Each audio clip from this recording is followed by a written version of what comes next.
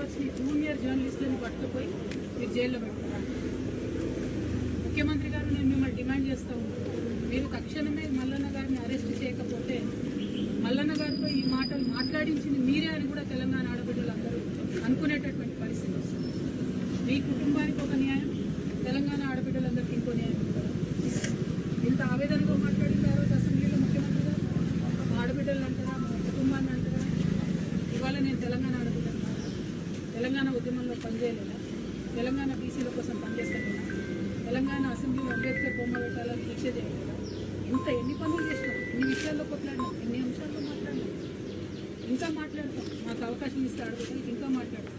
ముఖ్యమంత్రి గారిని నేను డిమాండ్ చేస్తాను, ఎట్టి పరిస్థితుల్లో వెంటనే తీర్మార్ మల్లన్న గారిని అరెస్ట్ చేయాలి. మేము రేపు ఉమెన్స్ కమిషన్ కూడా వెళ్తాం, నేషనల్ ఉమెన్స్ కమిషన్ కూడా వెళ్తాం. ఇవాళ చైర్మన్ గారికి ఇచ్చిన రిప్రజెంటేషన్లో కూడా నేను అదే చెప్పిన, హౌస్ సెషన్లో లేదు కాబట్టి ప్రివిలేజ్ మోషన్ నేను మూవ్ చేయలేదు కాబట్టి ఎథిక్స్ కమిటీకి మీరు రిఫర్ చేయండి.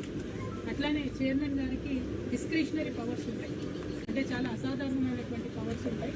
అసాధారణమైనటువంటి పవర్స్ యూజ్ చేసి తీర్మార్ మల్లన్న గారిని వెంటనే ఎమ్మెల్సీని సస్పెండ్ చేయమని కూడా నేను డిమాండ్ చేస్తాను. ఎందుకంటే ఒక బాధ్యతాయుతమైనటువంటి పదవిలో ఉన్న వ్యక్తులు నోరు చూసుకొని మాట్లాడాలి. మనల్ని లక్షలాది మంది ప్రజలు గమనిస్తున్నారు. నాకు మాట్లాడరాక కాదు, నాకు భాష తెలియక కాదు, కానీ కంట్రోల్లో ఉండాలి, లిమిట్లో ఉండాలి, ప్రజాస్వామ్యబద్ధంగా ప్రశ్నించాలి. అది వదిలిపెట్టి మీరు ఏది పడితే అది మాట్లాడతామంటే మాత్రం నేను మీరు ఊరుకోము. ఏదో ఆడబిడ్డ కదా, సంస్థ నడుస్తుంది కదా, ఆమె ఏదన్నా ఎవరు ఉంటారేమో అనుకున్నారేమో.